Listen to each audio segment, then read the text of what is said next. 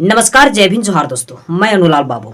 दोस्तों, ये जरा तस्वीर देखिए, ट्रेन का बोगी का है, जिसमें एक चमार समाज के लड़का और पंडिताइन में फॉरवर्ड समाज के औरत के साथ एक झड़प हो गई और दोनों में लड़ाई हो गया सीट के कारण से। दोस्तों, पंडिताइन कहती है फॉरवर्ड समाज की जो औरत थी, ट्रेन में बैठी हुई थी, वो कहीं गई थी और वो जब आई तो कह रही है कि तुम इस सीट पर मत बैठो, तुम चमार हो, तुम ऐसे हो, तुम ऐसो हो, तुम्हारे औकात नहीं है इस सीट पर बैठने के लिए।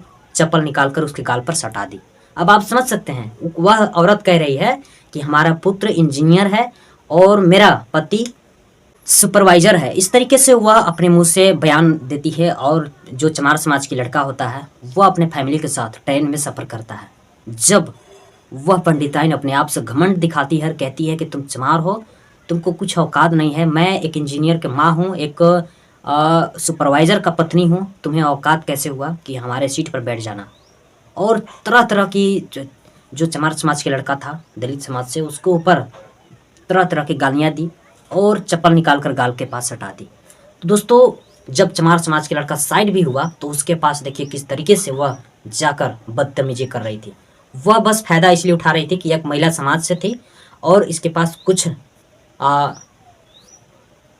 बदतमीजी करने वाला सवाल ही नहीं था। बस वो अपने आप से महिला थी, इसलिए उसके सर पर चढ़ रही थी और उसको दबाने के प्रयास कर रही थी। लेकिन जब वह चमार कहती गई तो चमार समाज का जो लड़का था उसे बर्दाश्त नहीं हुआ, वह सहते गया।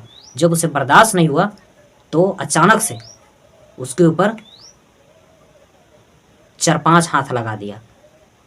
तब जाकर वो पंडिताइन और जो फरवार्ड समाज से औरत थी शांत लगा दी और फिर कुछ बोलचाल भी नहीं की। इस तरीके से तो ट्रेन में सफ़र करने वाले लोग होते हैं। आप समझ सकते हैं दोस्तों कि जब वो पंडिताइन, वो फॉरवर्ड समाज की पत्नी और फॉरवर्ड समाज की महिला, वह इंजीनियर के माँ थी और सुपरवाइज़र की पत्नी थी, तो आप समझ सकते हैं कि वह रिजर्वेशन का टिकट क्यों नहीं कटवाई, जनरल बोगी में क्यों थी। इससे साफ साफ पता चलता है कि वह अपने आप से बड़ापन कर रही थी और अपने आप से वह बड़का समझ रही थी और घमंड इंसान समझ रही थी कि मैं पंडित हूँ, मैं फॉरवर्ड समाज से हूँ, तो इस ट्रेन में कोई कुछ नहीं बोलेगा, जो मैं कहूँगा उस चीज़ को लेकर बातों पे लोग चलेंगे। इस तरीके से उसका कहना था और वह चाह रही थी कि मैं दबाव डालूंगा तो वह दब जाएगा और मैं जैसे जैसे कहूँगा वैसे वैसे लोग करेंगे हमारे डर से। तो अब समय ऐसा नहीं रह गया। 21वीं सदी ऐसा दौर हो गया कि अब रावण का समय आ गया है। अब रावण का वध नहीं हो सकता है और न रावण का कोई टच कर पाएगा। रावण का समय आ गया है। अब सबका हिसाब होगा। जो भी जातिवादी मनुवादी के लोग SC ST OBC के ऊपर जमकर दबाव बनाए हैं और जमकर मजबूती से राज किए हुए हैं, अब किसी का राज नहीं चलने वाला है। 21वीं सदी बहुजन समाज और बहुजन राष्ट्र होगा इस देश, और संविधान राष्ट्र होगा, बल्कि किसी के दम नहीं है कि कोई अपना राष्ट्र बना लेगा। बहुजन का जनसंख्या है तो बहुजन राष्ट्र होगा, बाकी किसी भी कोई राष्ट्र नहीं बनेगा।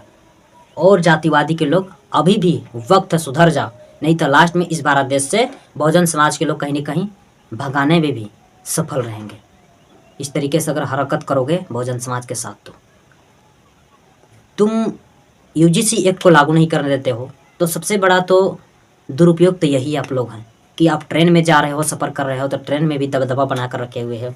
कॉलेज में वही हालात है, सड़क पर वही हालात है, सदन में वही हालात है, या तमाम ऐसी चीज़ है, प्राइवेट सरकारी नेता, विधायक, मंत्री, प्रधानमंत्री, हर जगह पर आप लोग दबाव बना कर रखे हुए हैं। इसलिए UGC एक्ट इस भारत देश में बहुजन समाज के लिए बहुत ही ज़रूरी है और बहुत ही सुनिश्चित करवाना ज़रूरी है। तब जाकर तुम लोग जातिवादी और मनुवादी के लोग सबक सीखोगे और समानता का और बराबरी का भाईचारा बनाओगे। जय भीम साथियों, जोहार, नमस्कार। आप लोगों को कैसा लगा? आप लोग हमारे कमेंट बॉक्स